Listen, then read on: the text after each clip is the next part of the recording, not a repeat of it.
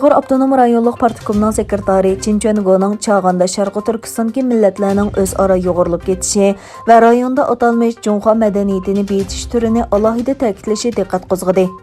Xitoycha Tangirtoq to'g'rida tarqalgan xabardan ma'lum bo'lishicha, Chin Chuango 18 fevral kuni Uyghur Abdunum rayonluq partiya komitetining kengaytirilgan yig'inini chaqirib, Uyg'ur elining buningdan keyingi xizmatlarini o'rinlashtirgan.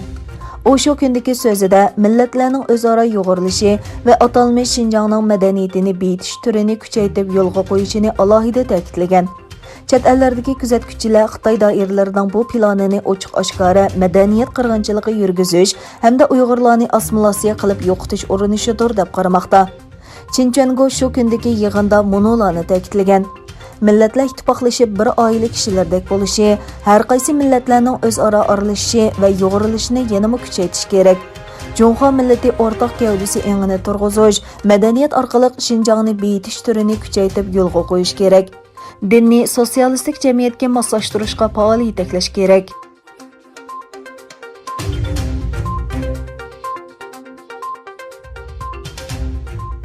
Angliya Tashqi ishlar ministri Dominic Raab Xitoyning Sharqi Turkistondagi yig'ilish lagerlarida keng ko'lamlik va sistemalik kishilik huquq dafsandichiligining yuz berganligini ogohlantirib, Birlashgan Davlatlar Tashkilotini darhol rayonga tekshiruvchi avatishni talab qiladi.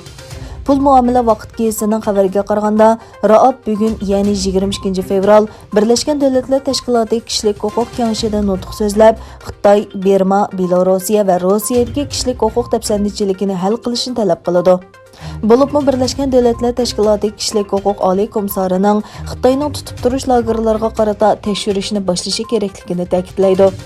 Xabarda mundaq deyilgan: Raab Uyg'ur diyoridagi vaziyatning qabul qilishga bo'ladigan chekdan eshib ketganligini, qiyin qistoq, majburiy emgak va majburiy tug'maslik qatorliq nurg'un qilmishlarni o'z ichiga olgan ig'ir va sistemalik kishilik huquqi dafsandichiligining yuz berayotganligini aytadi.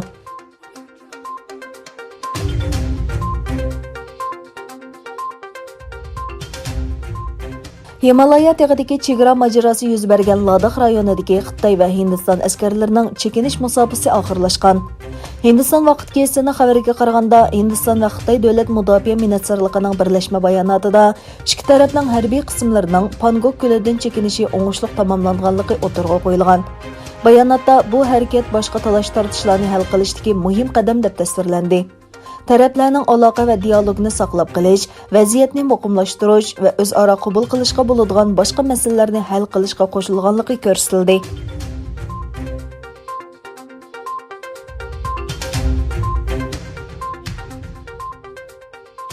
Amerikaning qo'lga ilingan fuqarolari uchun Shveysariya orqali Eron bilan aloqalashganligini bildirdi. Aqsaray davlat bexatarlik maslahatchisi Jackie Sullivan Eronda qamalgan amerikaliklarni qutqizish to'g'risida Tehron bilan aloqalashadiganligini e'lon qildi. Amerika davlat bexatarlik maslahatchisi yana o'zlarining Eronning yadro quroliga erishishining oldini olish qarorida chang turadiganligini qo'shib qo'ydi. Bayden hukumati Eron bilan yadro kelishimining qaytadan yo'lga qo'yilishi uchun suhbat boshlashga tayyor ekanligini e'lon qildi.